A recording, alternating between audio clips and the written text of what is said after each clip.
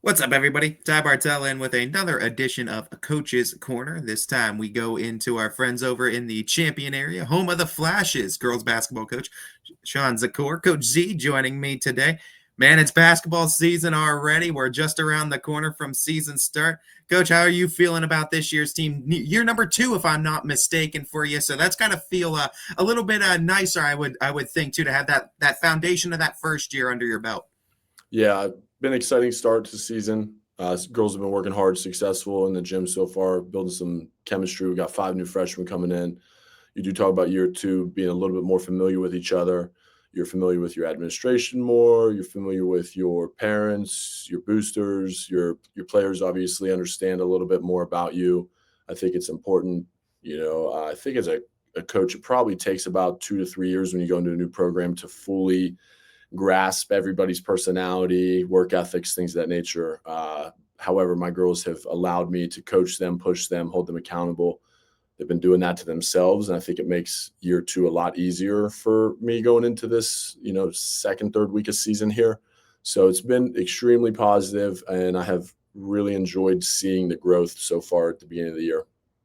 It looked like in the times that I was out at Champion too, you had a strong connection between yourself and the players too. You mentioned the freshmen too. Let's take a look. What are some of these freshmen look like? What does the team look like this year? What are some names we got to get used to in the Champion community? I have one senior this year, Natalie Yako. So we are, 5, 6 juniors. I don't know if you'd say we are young in the sense that, one senior typically looks like you have a younger roster. However, most of these juniors, due to injuries and things of the nature last year that were sort of out of our control, got thrust into more playing time, different roles that they weren't expecting. You kind of go from a fringe, seventh, eighth player off the bench to you're starting against Crestview, you're starting against LeBray, you're starting against Southeast. These are, Garfield. These are teams who are veterans in the league. They have girls who obviously have achieved a lot of success through various levels of sports, and they were still kind of finding their way through their high school careers last year. And I think it's solidified a lot for them just in terms of knowing that they can go out and compete if they just be consistent, that they're capable of winning games. They're capable of surprising some people. Juniors, Cannon McKee, Kylie McKee twins are going to be big for us. Mackenzie Bram, Seaman Monroe, Hannah Pitts, Marlon McClurg. I know I only have 13 girls, but I do expect 13 girls to make an impact throughout the various course of the year. Not necessarily playing 10 to 12 minutes, but I think every player we have is capable of coming in and give me a couple rebounds, a couple defensive steals. My freshman, Julia Boggs, is going to be a big-time player for us. Jillian Warner is going to be big for us. And then there's a couple other freshmen, Leah, Carly, and Autumn, who they'll find some time because they work hard. And they, again, I'm going to say it, that they allow me to coach them and they allow me to hold them accountable. So therefore, we grow as a team and the teammates hold them accountable. So for freshmen, they are very mature. They come off a successful 7th, 8th grade career where I believe they only lost about 4 to 5 games total. So there's an IQ and a level of expectations already built in for them to win and to play at higher levels. So I'm excited to see that unfold out in the court. It's like a two-part question for you too, because for as long as I've known you and talked to you, you've always been one where you've said we're going to use that entirety of the team, whatever we have on our roster. You've always been like that. Where did that mentality come from? One part of that question. Second part too, you've always been on accountability side too. What does accountability look like in your gym? Uh, Throwing an easy pass that a player catches or that a player drops and saying, my bad. We don't want to make, too big of a deal out of missing an easy play, whereas a teammate can help you get over that mistake quicker by saying like, hey, I may have thrown that too hard, or I may not have put enough zip on it. And I'm going to hold myself accountable. Even if it's a mistake that a teammate made, it's showing that teammate that we're going to support you through the mistake and take accountability from you and put it on our shoulders as well.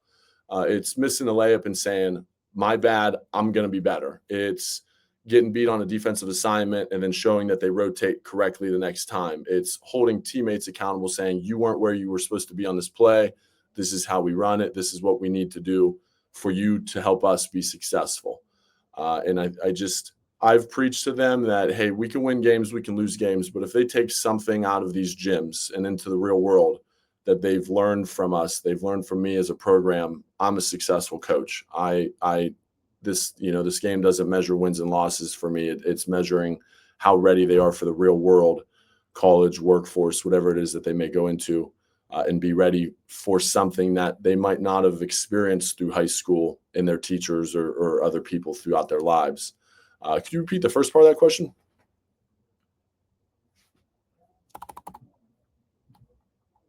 There we go. Yeah, just talking about overall your appreciation for using all players on your bench, and for me, I feel like your experience in your college coaching staff days probably kind of developed that, because that really is all another case of all hands on deck. Whether you're playing every game or not, you use those college rosters to their fullest extent. Do you feel like that kind of gave you that philosophy that you brought into high school? Because like I said, every time I've talked to you, I feel like you've always been one that, hey, we have all these girls on the team, we're going to use them over the course of the season.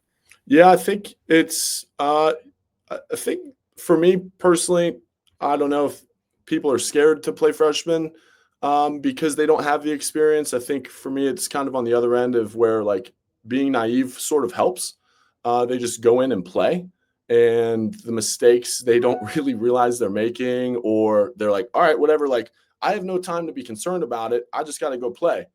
And my time at Kennedy, I coached there for 2 years or 3 years, and in those 3 years, 2 of the 3 years, I think we started at least 2 freshmen. Last year I rotated some freshmen in, and some sophomores started. I just think, listen, if you can play basketball, I'm going to find space for you on the floor. And that goes back into that accountability, is where if a junior or senior understands, hey, this freshman is playing at a high level and they're giving our team a chance to succeed and win, then they're going to be held accountable for needing to step up and play a little bit better, so they find themselves maybe on the floor a little bit more. I find when you play freshmen, you're not worried about how they look as a sophomore, how they look as a junior, because you got that look. You understand, hey, they thrive in these situations, press breakers, zones. They don't thrive in these situations. How can we help mold their game to creating that level of success as they grow through high school? And again, I find the ignorance of youth to be a big tool in the game of basketball, just next play mentality. And I see that a lot with the younger players. You mentioned a couple of the conference opponents too. I like to always go through the schedule a little bit. What are some of the non-conference ones as well that you look for as challenges this season and you're excited to test your girls with? Yeah, we start with Geneva. That's on at home this year. We start with them on the road, so it'll be nice to not have to make that drive on a Friday night. We got Lakeview, Poland, Struthers, and then we end the year with Jefferson. So I like the differences in styles, differences in coaching philosophies that we're going to come up against, and it allows us to see some different things coming outside the conference. I mean, conference, like, these girls have played against each other's third, fourth grade up. But the Struthers, the Polands, the Lakeviews, it's a little bit less familiarity. And I like to see how we measure up against teams like that out of conference, especially when we got Jefferson right before the playoffs. And it's a good look as somebody who we aren't familiar with. And we don't go in with maybe a more of a negative mindset because a team has kind of, had control over the record in the last few years, as opposed to, getting too eager versus a team we've handled in the last few years. So it creates that uncertainty, and it allows, I think, a little bit more of free play and more confidence to go be successful. You talk about success, and everyone's going to talk about success, and I feel like that definition is different depending on the team, depending on the situation. What would you, I guess, define success for this year's Champion Flashes team when all said and done at the end of the year? So last year we went 8-15. It sounds silly. I always think if you win one more than your last year, there's success. Yeah. But that's not how I operate. I'm a extremely competitive person. I tell the girls all the time, like, I take this as serious as you're going to find somebody who coaches. I'm not saying I take it more serious than everybody else. I'm not saying I know everything there is to know. I'm student of the game. I'm trying to learn every day, take opportunities for the girls to teach me as well. But I think, if we can get around that in between 12 to 15 wins, it's extremely viable. That puts us, I would say, based off last year's playoffs, I think that puts us in between, and I'm just giving you a broad range, like a 4 to a 12 seed in the playoffs. I think LeBray moves up into our division this year, or down, however you want to use the term. So they're obviously going to be really good. Crestview was in it last year. We played Chippewa. I wanted the girls to see what a high-level program looks like with Chippewa. Obviously, the results spoke for itself. It's a high-level basketball team, and it showed them what that's going to take. And there was a couple other teams in our division last year in the playoffs that we want to compete against, and we want to, be proud of the result, even in a defeat. So I do expect, hopefully, if things are sustained effort, a level of play, injury-free for the most part, in between that 12 to 15 win, in a top 3 league finish is the goal. I love the game of basketball because of, like you said too, it's any given night, and it's the electricity that the game can bring you. Whether it's those Friday night atmospheres, the Tuesday night atmospheres, the Monday night, Wednesday night, regardless, crowds into it. It's a close game. I love that. For you, when was the last time this game gave you goosebumps? It's so I'm gonna be cheesy. There was a moment in our scrimmage the other night, and it's the small victories. Last year we really struggled with outletting the ball and looking up.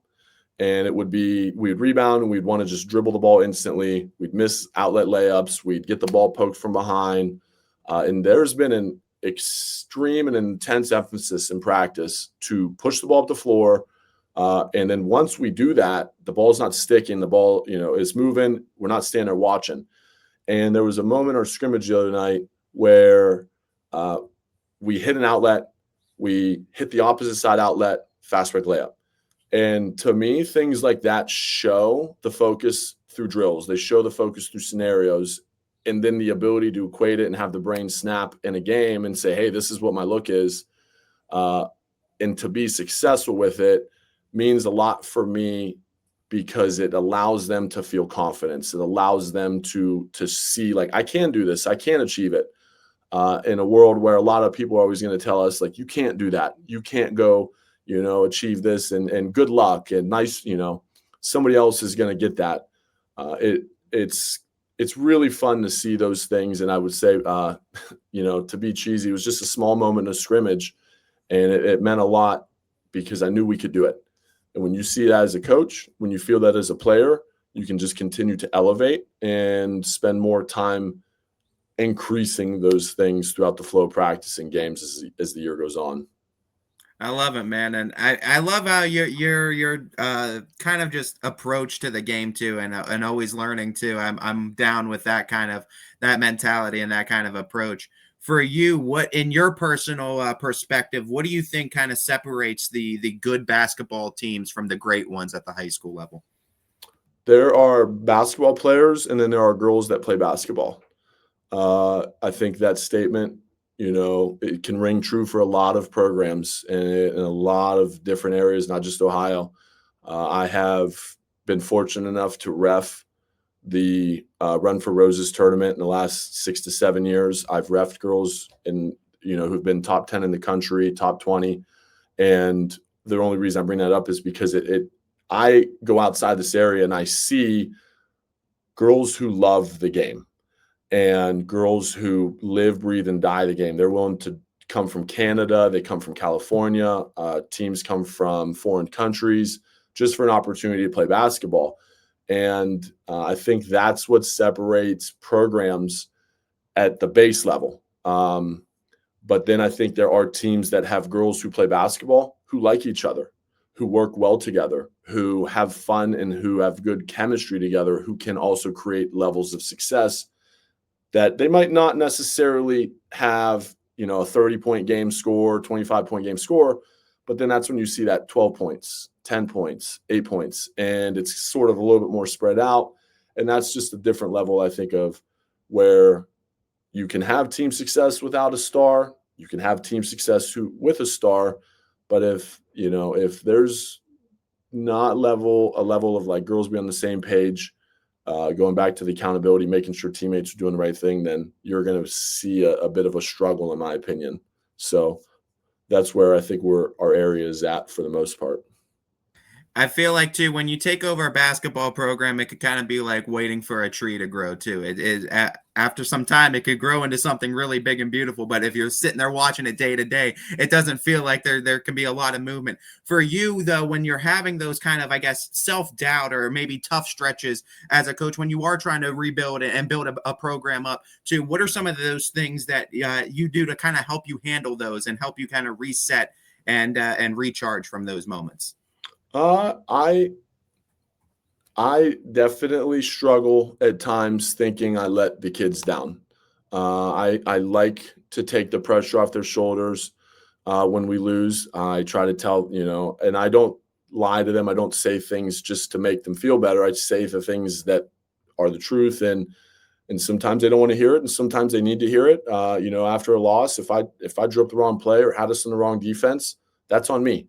And I think it goes a long way for them to see that. And then they know, like, hey, coach just isn't going to think I lost the game. Coach isn't just going to blame me for missing layups. Coach isn't going to blame me for the sole reason of taking an L on a bus home, 50-minute drive home.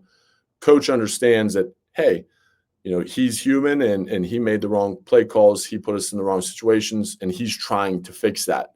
So I think my hope is that creates some players, like, if he could take accountability, if this, grown adult can do that, why can't I?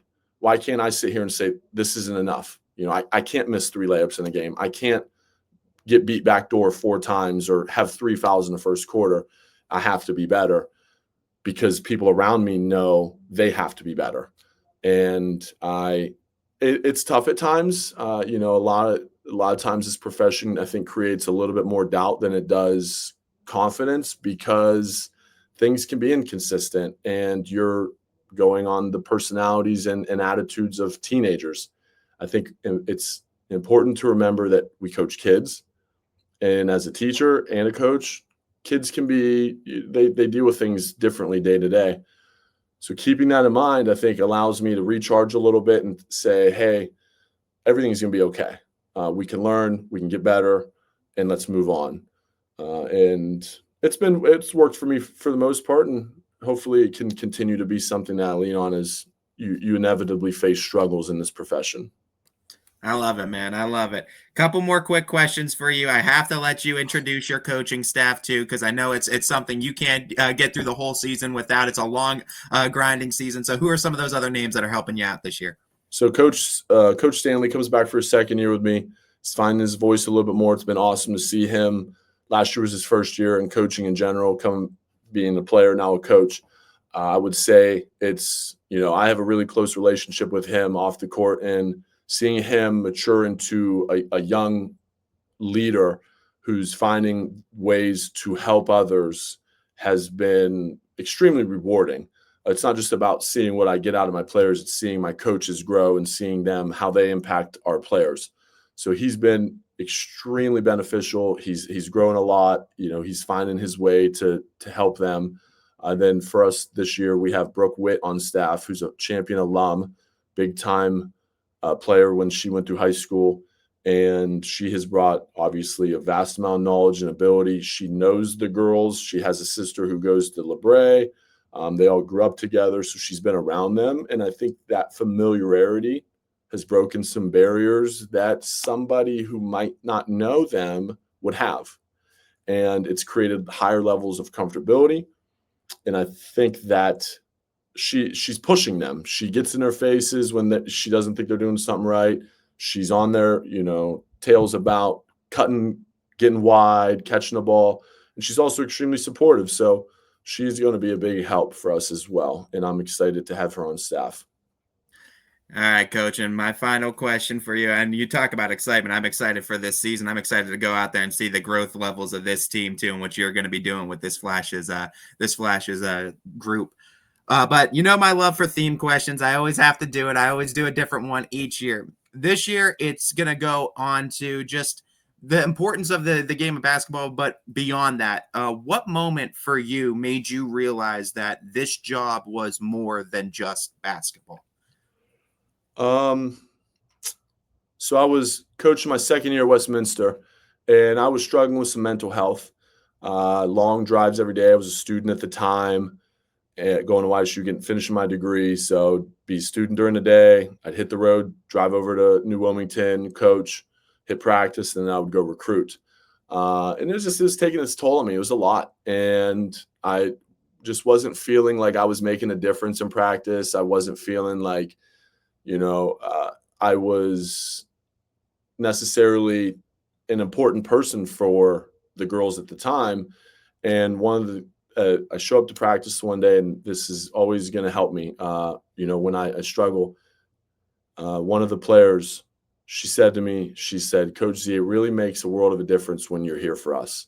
And I had to take a step back because, again, when you're struggling with things and you don't think you're making a difference, you don't think you're making an impact in this job field as a teacher, as a coach, it wears on you. And the little things, they become big things. And for her to tell me that made me realize all of the things I'm struggling with don't matter when I show up, because I'm a positive influence for people. And they appreciate when I'm here, and they utilize me, and they like it when I'm, coaching them and giving them things and ideas and how to be successful or change. And that kind of, it propelled me through the end of the year. It kind of gave me a fresh mindset, and then the next year I was coaching girls varsity at Warren JFK. But I always remember that moment, that player. God bless her. She's married. She's got a great family now. We keep in touch. But it's just nice to hear that as a coach, because you don't do this for gratitude. You don't do this for pats on the back. You do this to see young people succeed and have a chance. And that was a moment for me where I realized I was doing the right things, and that's important to me.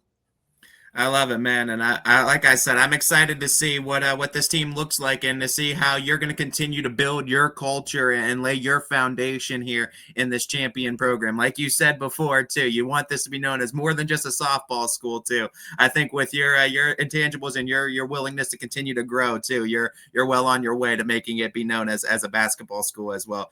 Coach E, we'll be seeing you on that hardwood this season at some point, shape or time, too. You'll be seeing me as well. Good luck this season, and we'll be talking to you again real soon, man. Awesome, Ty. Thank you. Appreciate everything you guys do, man. Thank you for your time. Yep. Go Flashes.